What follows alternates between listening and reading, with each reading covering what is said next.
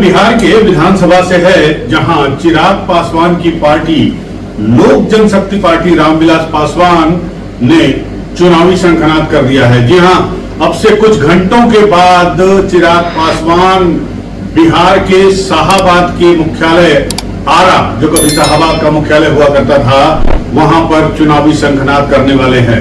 न सिर्फ शंखनाद करने वाले हैं, बल्कि वो कई भ्रम का तोड़ भी करने वाले हैं, भ्रम का खुलासा भी करने वाले हैं। क्या है वो भ्रम और क्या है वो खुलासे, बताएंगे हम आपको इस वीडियो में। आप बने रहिए हमारे साथ। नमस्कार, मैं हूं अनूप श्रीवास्तव। दोस्तों, इस वीडियो में बात करेंगे हम चिराग पासवान के बारे में, जहां चिराग पासवान की पार्टी की एक बड़ी रैली बिहार के शाहाबाद में आरा के रमना मैदान में होने जा रही है 8 जून को आरा की धरती से चिराग पासवान चुनावी शंखनाद फूंक रहे हैं।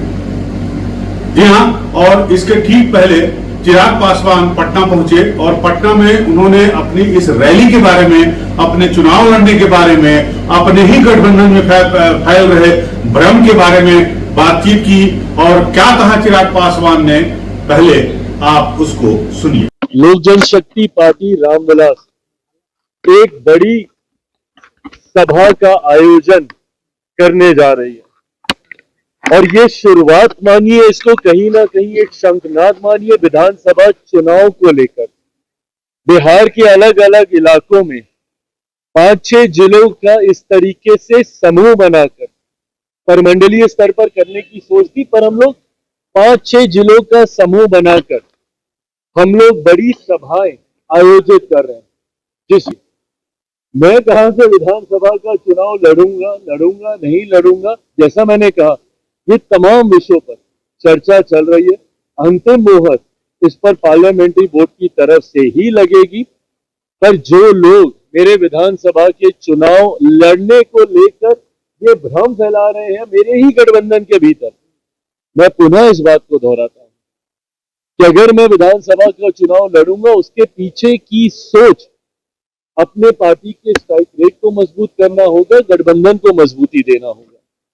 और ये पहली बार ऐसा नहीं है कि मैं ही कुछ ऐसा अनोखा प्रयोग करने जा रहा हूं। अलग अलग समय पे आपने देखा भारतीय जनता पार्टी, कई बड़े दल भी अपने राष्ट्रीय स्तर के नेताओं को विधानसभा का चुनाव लड़वाते हैं। लोकसभा में भी हम लोगों ने देखा, कैबिनेट मिनिस्टर्स ने अलग अलग समय पे विधानसभा के चुनाव लड़ने का काम किया। उसके पीछे की सोच अपने कार्यकर्ताओं में उत्साह लाने की होती है, गठबंधन और अपनी पार्टी के स्ट्राइक रेट को बेहतर करने की होती है। तो इसी दृष्टि के साथ इस विषय को लेकर चर्चा चल रही है। जो लोग गठबंधन के भीतर दरार डालने की सोच के साथ भ्रमित करते हैं कि भैया मैं आ रहा हूं और मेरी कुर्सी के ऊपर निगाह है, कतई ऐसा नहीं है। यह चिराग पासवान की लोक जनशक्ति पार्टी रामविलास पासवान की रैली, महारैली या कुछ भी आप कह लीजिए, आरा के रमना मैदान में होगी। मैं आपको बताना चाहूंगा कि आरा का रमना मैदान काफी कुछ मिलता जुलता है पटना के गांधी मैदान से। शहर के बीचों बीच एक बड़ा सा मैदान है, गोल आकार में, और लाखों की भीड़ वहां से हमेशा होती रही है। हर चुनावी सभा में, चाहे वो कोई बड़ा उत्सव रहा हो, तो वहीं इसी मैदान से चिराग पासवान जो है वो चुनावी शंखनाद करने वाले हैं, चुनाव का बिगुल फूंकने वाले हैं। अब सवाल ये उठता है कि चिराग पासवान क्या खुलासा करने जा रहे हैं। चिराग पासवान का एक प्रयोग है। चिराग पासवान ने, जैसा कि आपने सुना, कहा कि वो एक अनोखा प्रयोग करने जा रहे हैं। वो प्रयोग क्या है और किस तरह का खुलासा करेंगे चिराग पासवान, उनकी पार्टी क्या करेगी, उनकी चुनावी रणनीति क्या होगी, बहुत कुछ इस रैली से जो है वो सामने आ जाएगा। लेकिन इतना तय है कि चिराग पासवान ने भी माना है कि उन्हीं की पार्टी, यानी उनके गठबंधन में जो है उनको चुनाव लड़ने को लेकर जो है भ्रम फैलाए जा रहे हैं। चिराग पासवान ने साफ साफ कहा कि राष्ट्रीय नेताओं का या केंद्रीय मंत्रिमंडल के सदस्यों का विधानसभा चुनाव लड़ना कोई नई बात नहीं है।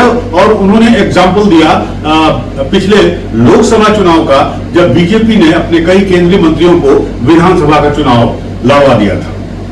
यह खासकर मध्य प्रदेश की अगर हम बात करें तो उसी तर्ज पर चिराग पासवान का यह कहना है कि उनकी पार्टी भी इस पर विचार कर रही है कि उन्हें चुनाव लड़ा जाए। लेकिन अंदर की खबर मैं आपको बताऊं कि चिराग पासवान का विधानसभा चुनाव लड़ना लगभग निश्चित है। यह बात अलग है कि इस पे मुहर, अंतिम मुहर पार्लियामेंट बोर्ड की बैठक के बाद लगेगी, पार्लियामेंट बोर्ड से पास होगा, उसके बाद इनका बाकायदा ऑफिशियली इनके चुनाव लड़ने का ऐलान किया जाएगा। लेकिन इतना तय है कि चिराग पासवान इस बार बिहार विधानसभा चुनाव में लड़ने जा रहे हैं और साथ ही साथ ये भी तय है कि चिराग पासवान बिहार में विधानसभा का चुनाव उसी जगह से लड़ेंगे, उसी एरिया से लड़ेंगे जहां पर वो अपने पार्टी की पहली महारैली करने जा रहे हैं। जी हाँ, शाहाबाद में। शाहाबाद में 4 डिस्ट्रिक्ट आता है, मैं आपको बता दूं, भोजपुर है, रोहतास है, बक्सर है, औरंगाबाद है, कैमूर है। ये इलाका जो है पूरा शाहाबाद के नाम से जाना जाता है। और शाहाबाद कभी एक जिला हुआ करता था, आज की तारीख में वो 5 जिलों में बढ़ चुका है। और जब एक था तो इसका मुख्यालय आरा हुआ करता था। वीर कुंवर सिंह की धरती के नाम से भी जानते हैं आरा को। भोजपुर जिला है इस वक्त और उसका मुख्यालय आरा है। आरा से आरके सिंह सांसद थे बीजेपी के, लेकिन पिछली बार वो चुनाव हार गए वामपंथी उम्मीदवार से। इसके अलावा एनडीए को इस शाहाबाद एरिया में काफी नुकसान झेलना पड़ा था। और चिराग पासवान की पहली रैली इसी सरजमी पर होने जा रही है जहां पिछले लोकसभा चुनाव में एनडीए को धक्का लगा था।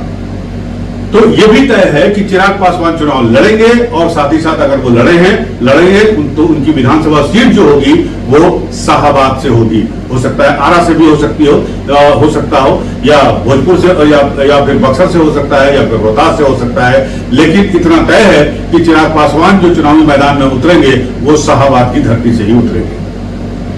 चिराग पासवान एक महत्वपूर्ण गठबंधन के सदस्य हैं या एक घटक दल है, ऐसा हम कह सकते हैं।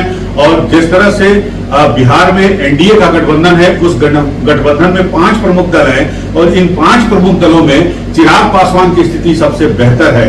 वो किस लिए है ये हम आपको बताएंगे। आप बने रहिए हमारे साथ और साथ ही साथ इस वीडियो में हम आगे आपको ये भी बताएंगे कि चिराग पासवान कितनी सीटों की मांग कर रहे हैं और एनडीए के पास उन्हें देने के लिए कितनी सीटें उपलब्ध हैं।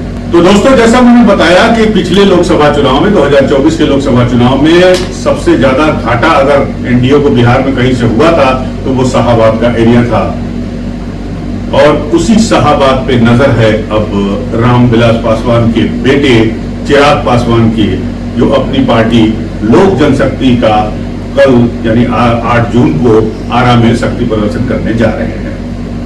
अब बात करते हैं कि एक तरह से यह भी माना जा रहा है कि एनडीए में सीट शेयरिंग का फार्मूला लगभग तय हो चुका है। आपको बता दें कि पिछले दिन यानी बीते रोज जो है नीतीश कुमार दिल्ली गए थे और ये वीडियो जब आप देखेंगे तब तक वो वापस पटना आ चुके होंगे।